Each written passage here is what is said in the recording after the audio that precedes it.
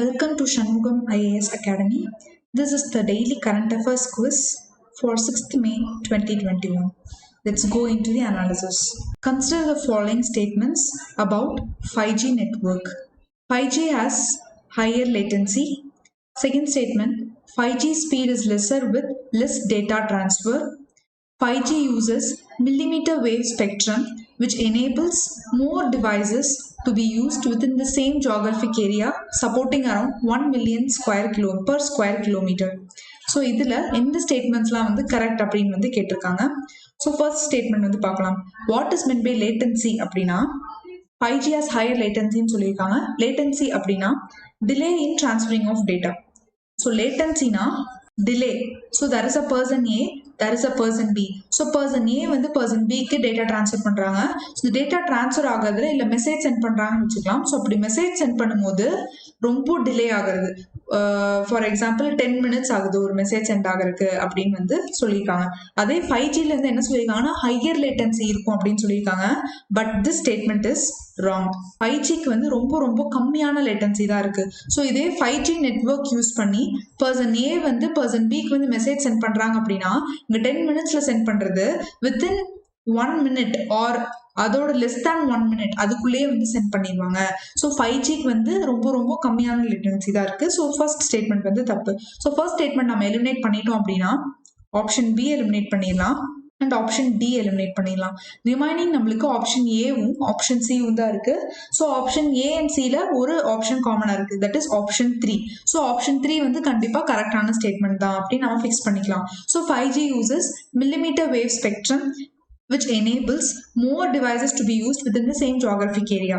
So ஒரு square கிலோமீட்டர்ல இருக்க எல்லா பர்சன்ஸ்க்கும் இது வந்து சப்போர்ட் ஆகும். ஒரு ஸ்கொயர் கிலோமீட்டர்ல இருக்க 1 million பர்சன்ஸ்க்கு 5G நெட்வொர்க் வந்து ஈஸியாக வந்து அக்சஸ் பண்ணிக்கலாம் அப்படின்னு வந்து சொல்லியிருக்காங்க. ஸோ ஆப்ஷன் 3 வந்து correct statement. Second statement 5G speed is lesser with lesser data transfer அப்படின்னு சொல்லியிருக்காங்க. This is completely wrong statement because 5G ஓட ஸ்பீட் வந்து ரொம்ப அதிகமாக இருக்கும். ரொம்ப இன்ஸ்டண்ட்டாக நம்ம ஒரு மெசேஜ் வந்து டிரான்ஸ்ஃபர் ஆயிரும். அதுவும் இல்லாமல் அதோட டேட்டா டிரான்ஸ்ஃபரும் வந்து ரொம்ப அதிகமாக பண்ணலாம். ரொம்ப ஸ்பீட் டேட்டா டிரான்ஸ்ஃபரும் வந்து அதிகமாக பண்ணலாம். அதே மாதிரி அதோட ஸ்பீடும் வந்து ரொம்ப அதிகமாக இருக்கும் அப்படின்னு வந்து சொல்லியிருக்காங்க. ஸோ இதோட ஆப்ஷன் கரெக்ட் ஆப்ஷன் பார்த்தீங்கன்னா only 3. So because option second ஸ்டேட்மெண்ட்டும் வந்து தப்பு. ஸோ நெக்ஸ்ட் கொஸ்டின் போகலாம். So 5G utilizes much higher radio frequencies of 25 GHz. It transfers more data over the air at faster speeds. 5G has lower latency, that is the delay before a transfer of data begins following an instruction. That is ரொம்ப low latency தான் இருக்கும். That is 10 millisecond வந்து 1 millisecond குள்ளேயே வந்து data வந்து transfer ஆயிரும் அப்படின்னு சொல்லியிருக்காங்க. அடுத்தது uses millimeter wave spectrum which enables more devices to be used within the same geographic area. இதோட ஸ்பெக்ட்ரம் பார்த்தீங்கன்னா மில்லிமீட்டர் வேவ் ஸ்பெக்ட்ரம். அதனால ஒரு ஸ்கொயர் கிலோமீட்டர்ல 1 million பீப்புளுக்கு which means 10 lakhs people வந்து ஈஸியா வந்து 5G நெட்வொர்க்கை அக்சஸ் பண்ணிக்கலாம் அப்படின்னு வந்து சொல்லியிருக்காங்க. And since it uses a new digital technology that improve the coverage, speed and capacity. Consider the following statements about biodiesel. So FSSAI RUCO project is associated with biodiesel. Second statement, it produces very less or no amount of harmful gases as compared to diesel. Third statement, the first supply of UCO means used cooking oil based biodiesel blended diesel was flagged off under the expressions of interest scheme. So இதுல எந்த statement incorrect அப்படின்னு வந்து கேட்டிருக்காங்க. So நம்ம incorrect statement வந்து இதில் choose பண்ணணும். So biodiesel அப்படிங்கிறது கம்பேரிட்டிவ்லி இப்போ வந்து நார்மலாக இருக்க டீசலோட இது வந்து பொல்யூஷன் வந்து கம்மியாக வந்து எமிட் பண்ணும். Okay, sustainable form of energy வந்து நம்ம மூவ் ஆகிட்டு இருக்கனால இந்தியா வந்து since it is moving towards sustainable energy, so அதுக்கான வேஸாக நம்ம கண்டுபிடிக்கிறோம். ஸோ அதில் ஒன் ஆஃப் தி பார்ட் தான் வந்து என்னது biodiesel. So biodiesel expressions of interest scheme அப்படின்னு வந்து ஒரு ஸ்கீம் வந்து இன்ட்ரடியூஸ் பண்ணாங்க. அந்த ஸ்கீமில் வந்து என்ன சொன்னாங்க அப்படின்னா யூஸ்ட் குக்கிங் ஆயில், அதோட அப்ஜெக்டிவ் வந்து யூஸ்ட் குக்கிங் ஆயிலை வந்து கலெக்ட் பண்ணி அதை வந்து பயோடீசலாக வந்து கன்வெர்ட் பண்ணுங்க அப்படின்னு சொல்லியிருக்காங்க. ஸோ அப்படி கன்வெர்ட் பண்றது மூலமா சஸ்டைனபிள் எனர்ஜியும் வந்து நம்மளுக்கு கிடைக்குது, அதே டைம்ல ஆண்டர்பிரினர்ஷிப் டெவலப்மெண்ட்டும் வந்து ஒரு சைட்ல வந்து நடக்குது அப்படின்னு வந்து சொல்லியிருக்காங்க. ஸோ தேர்ட் ஸ்டேட்மெண்ட் வந்து இதுல right. The first supply of UCO based biodiesel blended diesel was flagged off. So இந்த மாதிரி இந்த expressions of interest scheme கீழே first time வந்து UCO that is used cooking oil வந்து கலெக்ட் பண்ணி அதை பயோடீசலா வந்து கன்வெர்ட் பண்ண ஸ்டார்ட் பண்ணிட்டாங்க. அதுதான் வந்து தேர்ட் ஸ்டேட்மெண்ட்ல கொடுத்துருக்காங்க. ஸோ செகண்ட் ஸ்டேட்மெண்ட் வந்து பார்த்தோம் அப்படின்னா இதுல இருந்து ரொம்ப ரொம்ப கம்மியான அமௌண்ட் ஆஃப் ஹார்ம்ஃபுல் கேசஸ் இல்லைன்னா ஹார்ம்ஃபுல் கேசஸே வந்து வெளியே வராதுன்னு சொல்லியிருக்காங்க. ஸோ இந்த ஸ்டேட்மெண்ட்டும் வந்து கரெக்ட் தான். சின்ஸ் நம்ம வந்து சஸ்டைனபிலிட்டி நோக்கி போறனால இந்த ஸ்டேட்மெண்ட் வந்து டெஃபினட்டா correct. Third FSSAI that is Food Safety Standards Authority of India வந்து RUCO அப்படிங்கிற ப்ராஜெக்ட் வந்து இம்ப்ளிமெண்ட் பண்ணியிருக்காங்க. which means RUCO அப்படின்னா repurpose used cooking oil. repurpose used cooking oil. So அதில் வந்து என்ன சொல்றாங்க அப்படின்னா யூஸ்ட் குக்கிங் ஆயில எல்லா ஃபுட் வெண்டர்ஸ் இருந்தும் கலெக்ட் பண்ணி, ஃபார் எக்ஸாம்பிள் அன்னபூர்ணா, ஆனந்தாஸ் அந்த மாதிரி எல்லா ஃபுட் வெண்டர்ஸ் இருந்தும் கலெக்ட் பண்ணி அதை வந்து பயோடீசலா வந்து கன்வெர்ட் பண்றது தான் வந்து RUCO அப்படிங்கிற ப்ராஜெக்டோட அப்ஜெக்டிவ் அப்படின்னு சொல்லியிருக்காங்க. ஏன் வந்து யூஸ்ட் குக்கிங் ஆயில் வந்து யூஸ் பண்ண வேண்டாம் அப்படின்னு சொல்றாங்க அப்படின்னா, ஸோ அதுல ஃப்ரை ஒரு ஒரு ஃப்ரையிங்காக ஒரு ஆயில் யூஸ் பண்றோம், திருப்பி மேலும் மேலும் அதே ஆயிலை வந்து நம்ம ஃப்ரையிங் யூஸ் பண்ணிட்டே இருந்தோம் அப்படின்னா போலார் காம்பவுண்ட்ஸ் வந்து நிறைய ஜென்ரேட் ஆயிரும். அண்ட் அதனால ஹெல்த் எஃபெக்ட்ஸ் வந்து நிறைய இருக்கும். ஸோ ஹைப்பர் டென்ஷன் இருக்கும், லிவர் டிசீசஸ் வரக்கான சான்ஸ் இருக்கு, அல்சைமர்ஸ் டிசீஸ் வரக்கான சான்ஸ் இருக்கு. ஸோ இந்த மாதிரியான கார்டியோவாஸ்குலர் டிசீஸ் வரக்கான, நிறைய ஹார்ட் ப்ராப்ளம்ஸ் அதனால வரக்கான சான்ஸ் இருக்கு. ஸோ அதனால தான் குக்கிங் ஆயிலை வந்து நம்ம திரும்ப திரும்ப ரீயூஸ் பண்ண வேண்டாம் அப்படின்னு வந்து சொல்லியிருக்காங்க. ஃபர்ஸ்ட் ஸ்டேட்மெண்ட் எஸ் FSSAI ஓட RUCO ப்ராஜெக்ட் வந்து it is associated with biodiesel. So first ஸ்டேட்மெண்ட்டும் வந்து கரெக்டான ஸ்டேட்மெண்ட். ஸோ இதுல எல்லா ஸ்டேட்மெண்ட்டும் கரெக்ட், பட் இவங்க கேட்டிருக்கிறது incorrect statement. So answer will be D, which is none of the above. So expressions of interest scheme பற்றி நான் என்னன்னு சொல்லியிருந்தேன், அதோட பெனிஃபிட்ஸ், பயோடீசலோட பெனிஃபிட்ஸும் வந்து என்னன்னு சொல்லியிருந்தேன். விச் மீன்ஸ் நம்ம இம்போர்ட் ஆயில் இம்போர்ட் பண்ணுறது கம்மியாகும் அண்ட் கார்பன் எமிஷன்ஸும் வந்து அதனால் ரெடியூஸ் ஆகும். We can reach the target of 5% biodiesel blending. Actually government வந்து நேஷனல் பாலிசி ஆன் பயோஃபியூயல்ஸ் அப்படின்னு வந்து இன்ட்ரடியூஸ் பண்ணியிருந்தாங்க. அதில் வந்து 5% பயோடீசல் பிளெண்டிங் வந்து பண்ணணும்னு சொல்லியிருந்தாங்க. ஸோ அந்த அப்ஜெக்டும் வந்து நம்ம ரீச் ஆயிடுவோம். And conversion of used cooking oil into biodiesel. So used cooking ஆயிலை வந்து வேஸ்ட் பண்ணாமல் திருப்பியும் ஃப்ரையிங்காகவே யூஸ் பண்ணாமல் இந்த மாதிரி சஸ்டைனபிளாக நம்ம யூஸ் பண்ண முடியும். அதே மாதிரி டெவலப்பிங் entrepreneurship opportunities. ஸோ எதெல்லாம் பயோடீசல் அப்படின்னு பார்த்தோம்னா ethyl ester of fatty acids எதுலேருந்து டிரைவ் பண்ணுறோம் அப்படின்னா non edible vegetable oil, acid oil, used cooking oil, animal and bio oil, animal fat and bio oil. இப்போ நம்ம இந்த யூஸ்ட் குக்கிங் ஆயிலேருந்து தான் வந்து அதிகமாக வந்து என்ன பண்ணுறோம், பயோடீசல் வந்து நம்ம அது வந்து எக்ஸ்ட்ராக்ட் பண்ணுறோம். Next question, river Litani flows through which country? So இப்போ ரிவர் லிட்டானி அப்படிங்கிறத பற்றி ஒரு ரீசெண்டாக வந்து நியூஸ் வந்தது. என்ன அப்படின்னா அந்த லிட்டானி ரிவரில் நிறையா கார்பேஜ் போய் சீவேஜ் வேஸ்ட் போய் டம்ப் பண்ணுறனால அங்கே இருக்க ரிவர் வந்து அந்த ரிவர் ரொம்ப பொல்யூட் ஆகி அங்கே இருக்க ஃபிஷ் வந்து நிறையா வந்து இறந்துருச்சு. இட் காட் டைட், டன்ஸ் கணக்கில் வந்து இறந்துருச்சு அப்படின்னு நியூஸில் வந்து ரீசெண்டாக நம்ம பார்த்துருந்தோம். ஸோ இப்போ அந்த ரிவர் எந்த கண்ட்ரியால ஃப்ளோ ஆகுது அப்படிங்கிறதான் question. So it flows through Lebanon வழியாக தான் வந்து ஃப்ளோ ஆகுது. So river Litani is the longest river in Lebanon. It has an artificial lake called Quaron Lake created by the Litani River Dam. Around 40 tons of fish were recently washed off on the banks of the lake due to excessive pollution. The pollution was mainly due to sewage dumping. This has gained an international spotlight because such a huge disaster is happening for the first time in the region. Fourth question, consider the following statements about foreign exchange reserve. So foreign exchange ரிசர்வ்னா என்ன அப்படிங்கிறத பற்றி தான் இந்த question. And என்னென்ன ஆப்ஷன்ஸ்ன்னு பார்க்கலாம். First statement, Reserve Bank of India recently bought 42 tons of gold in the last fiscal year to diversify the forex assets. Fourth question, consider the following statements about foreign exchange reserve. First statement, Reserve Bank of India recently bought 52 tons of gold in the last fiscal year to diversify forex assets. Second question, foreign exchange reserves are assets held on reserve by central bank in domestic currencies. Third question, RBI's forex reserve consists of gold only. So இதுல incorrect statement என்னது அப்படின்னு வந்து கேட்டிருக்காங்க. So இப்போ forex ரிசர்வ்னா என்னன்னா இந்தியால central bank that is RBI ஒரு சில அசட்ஸ் வந்து வச்சிருப்பாங்க in the form of foreign currencies. அதுதான் வந்து ஃபாரின் எக்ஸ்சேஞ்ச் ரிசர்வ்ஸ் அப்படின்னு வந்து நம்ம சொல்லுவோம். ஸோ அது வந்து நிறைய ஃபார்ம்ஸ்ல வந்து வச்சிருப்பாங்க. ஸோ இங்க பாருங்க, foreign exchange reserves are reserves assets held on reserve by the central bank. Central bank na RBI in the foreign currencies, which can include bonds, treasury bills, and other government securities. It needs to be noted that most foreign exchange reserves are held in US dollars. These assets serve for many purposes. எதுக்காக இந்த foreign exchange reservesனா, suppose country வந்து ரொம்ப economy wise கஷ்டப்பட்டுச்சு அப்படின்னா அப்ப இந்த reserve வந்து எடுத்து நம்ம யூஸ் பண்ணிக்கலாம். அண்ட் அதுக்காக தான் வந்து ஃபாரின் எக்ஸ்சேஞ்ச் ரிசர்வ் வந்து நம்ம வச்சிருக்கோம். எக்ஸ்ட்ராடினரி சிச்சுவேஷன்ஸ்ல, எக்ஸப்ஷனல் சிச்சுவேஷன்ஸ்ல கண்டிப்பா லாஸ்ட் ரிசார்ட்டா கண்டிப்பா இந்த ஃபாரின் எக்ஸ்சேஞ்ச் ரிசர்வ் மணி எடுத்து நம்ம அதை யூஸ் பண்ணிக்கலாம்.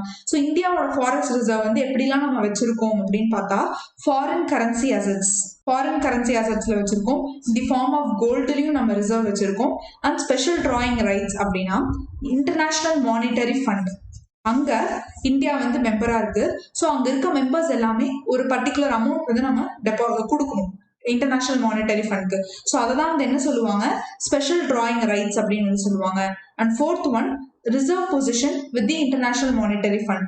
ரிசர்வ் பொசிஷன் என்னன்னா, IMFலயே there is a part called reserve tranche or reserve position அப்படின்னு சொல்லுவாங்க. which means அந்த reserve position அங்க டெபாசிட் பண்ணியிருக்க மணியை எமர்ஜென்சி சிச்சுவேஷன்ஸ்க்கு, ஏதாவது கண்ட்ரி வந்து ரொம்ப எமர்ஜென்சி சிச்சுவேஷன் இருந்ததுன்னா அப்ப அந்த மணி வந்து அந்த கண்ட்ரிக்கு வந்து கொடுப்பாங்க. ஸோ அதுதான் வந்து reserve position with the international monetary fund அப்படின்னு வந்து சொல்லியிருக்காங்க. ஸோ இந்தியா வந்து அதுலயும் போய் இன்வெஸ்ட் பண்ணியிருக்காங்க. ஸோ அதுதான் வந்து இந்த ஃபோர் ஃபார்ம்ஸ்லயும் இந்தியா வந்து அவங்களோட ஃபாரின் எக்ஸ்சேஞ்ச் ரிசர்வை ஸ்டோர் பண்ணியிருக்காங்க. ஸோ இதுதான் வந்து ஃபாரின் எக்ஸ்சேஞ்ச் ரிசர்வ். ஸோ இப்போ ஸ்டேட்மெண்ட்ஸ் வந்து பார்த்தோம் அப்படின்னா, ஃபர்ஸ்ட் ஸ்டேட்மெண்ட் வந்து correct because it is a current affair, recent current affair. That is RBI வந்து ரீசெண்டா 42 tons ஆஃப் கோல்டு வந்து வாங்கியிருக்காங்க to diversify the forex assets. Second statement, foreign exchange reserves are assets held on reserve by central bank in domestic currencies அப்படின்னு வந்து சொல்லியிருக்காங்க. So domestic currencies கிடையாது, இது வந்து in the form of foreign currencies.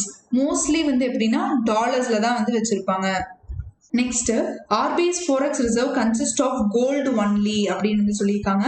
Obviously wrong because நம்ம 4 kinds of reserves வந்து பார்த்துக்கணும். That is gold, foreign currency assets, special drawing rights and reserve tranche. So இந்த 4 ஃபார்ம்லயும் வந்து நம்மளோட ஃபாரின் எக்ஸ்சேஞ்ச் ரிசர்வ்ஸ் வந்து இருக்கும். ஸோ இதுல என்னென்ன ஸ்டேட்மெண்ட்லாம் தப்பு அப்படின்னா second statement and third statement. So option will be C, both 2 and 3 because incorrect statement தான் கேட்டிருக்காங்க. Next question, consider the following statements about current communities. They are ethnic minorities of Myanmar, the state of Karen. Second option, the armed wing of Karen National Union has been battling Myanmar government since 1949. Third statement, their aim is the formulation of separation of country of Karen. அதுதான் வந்து அவங்களோட aim அப்படின்னு சொல்றாங்க. So இதுல என்னென்ன statement வந்து correct அப்படின்னு கேட்டிருக்காங்க. ஃபர்ஸ்ட், அவங்க வந்து எத்தனிக் மைனாரிட்டிஸ் ஆஃப் மியான்மர் இந்த ஸ்டேட் ஆஃப் கரன். ஸோ இதுதான் மியான்மர் அப்படின்னா, அண்ட் இங்க வந்து தாய்லாந்து வந்து இருக்கும்.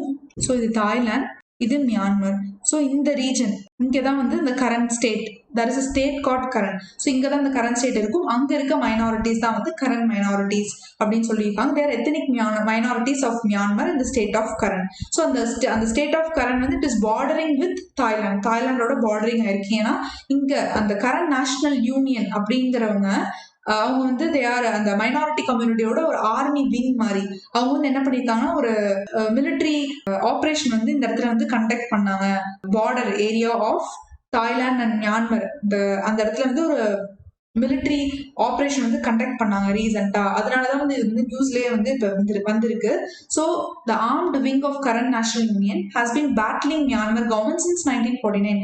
S, this statement is right. Since 1949ல இருந்தே அவங்க வந்து மியான்மர் கவர்மெண்ட்க்கு அகைன்ஸ்டா வந்து ப்ரொடெஸ்ட் பண்ணிட்டே தான் இருக்காங்க. தேர்ட் ஸ்டேட்மெண்ட், அவங்களோட எய்ம் வந்து ஒரு செப்பரேட் கண்ட்ரி ஆஃப் கரண்ட் வந்து ஃபார்ம் பண்ணும் அப்படிங்கறதான். No, this statement is wrong. அவங்க செப்பரேட் கண்ட்ரி கேட்கல, அவங்களுக்கான ஒரு செல்ஃப் டிட்டர்மினேஷன் தான் வந்து கேட்கறாங்க. So third statement is wrong statement. So third statement வந்து எலிமினேட் பண்ணிட்டோம் அப்படின்னா option 3 and option D eliminate ஆயிரும். So option 1 correct, option 2 correct. So answer will be C, both 1 and 2. Sixth question, consider the following statements regarding PM Garib Kalyan Yojana. So so இந்த கரீப் கல்யாண் யோஜனா வந்து 2016 நம்மளோட prime minister வந்து implement பண்ணிட்டாரு. So இப்போ வந்து அது என்ன சொல்லியிருக்காங்க அப்படின்னா, இந்த பிஎம் கரீப் கல்யாண் யோஜனா கீழே நாங்கள் 50 lakhs வந்து ஹெல்த் கேர் அஃபிஷியல்ஸ்க்கு வந்து தரோம் who are affected by COVID-19 அப்படின்னு சொல்லியிருக்காங்க.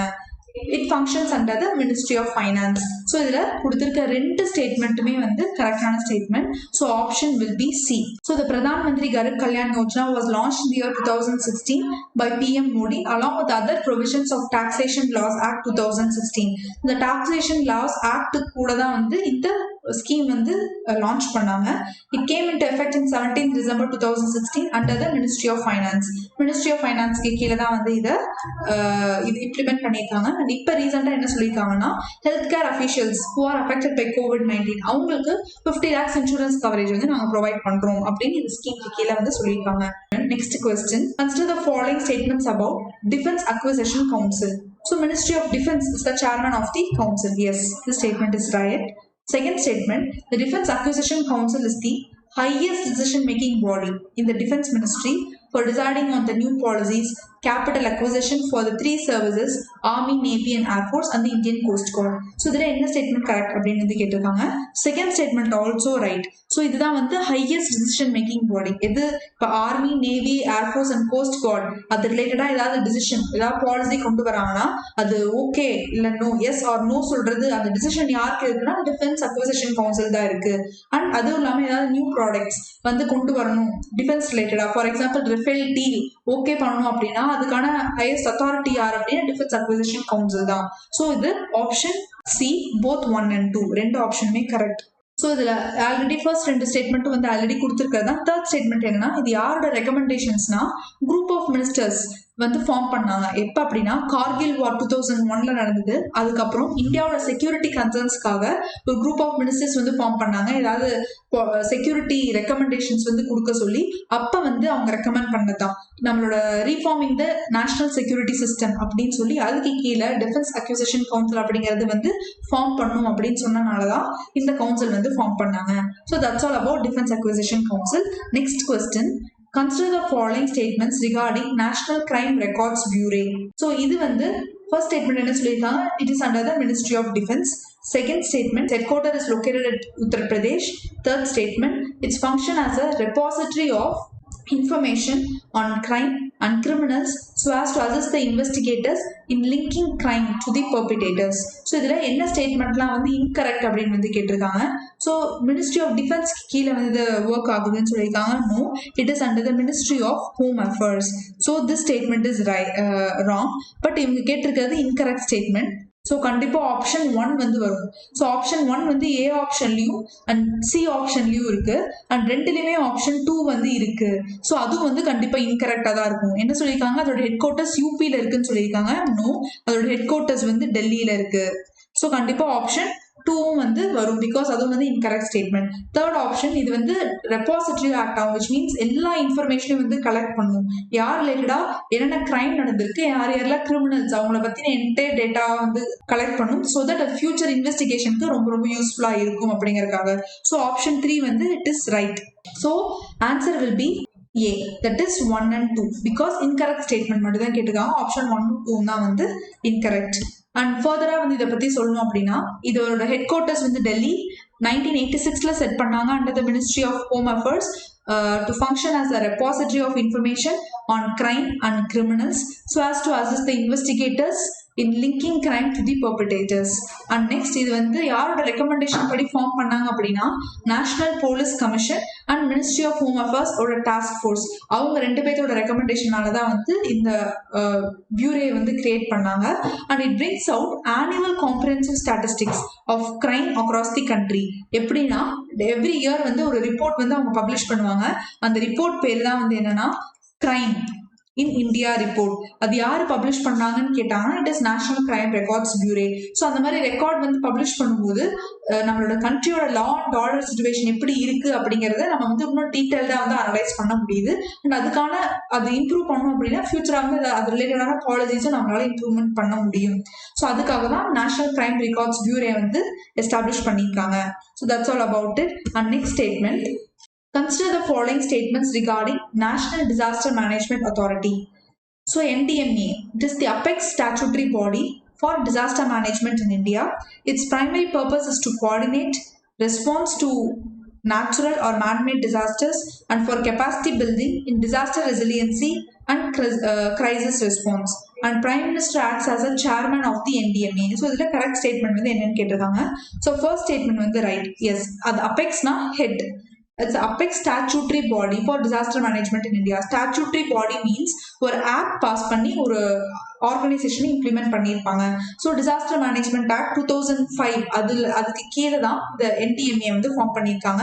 ஸோ இந்த ஸ்டேட்மெண்ட் வந்து ரைட். ஸோ செகண்ட், இதோட பர்பஸ் வந்து என்னது, நேச்சுரல் ஆர் மேன்மேட் டிசாஸ்டர் நடந்தால் அதுக்கான ரெஸ்பான்ஸ் வந்து இமீடியட்டாக கொடுக்கணும் அண்ட் கெப்பாசிட்டி பில்டிங் வந்து பண்ணணும் in disaster resilience and crisis response அப்படின்னு வந்து சொல்லியிருக்காங்க. கண்டிப்பாக அதுதான் அவங்களோட ஜாபே. ஸோ அதுவும் சம் ஸ்டேட்மெண்ட்டும் ரைட். அண்ட் பிரைம் மினிஸ்டர் தான் வந்து சேர்மேன் சொல்லியிருக்காங்க. Yes, Prime Minister is the chairman of NDMA. So there are மூணு ஆப்ஷன் வந்து correct. So option will be D 1, 2, 1, 3.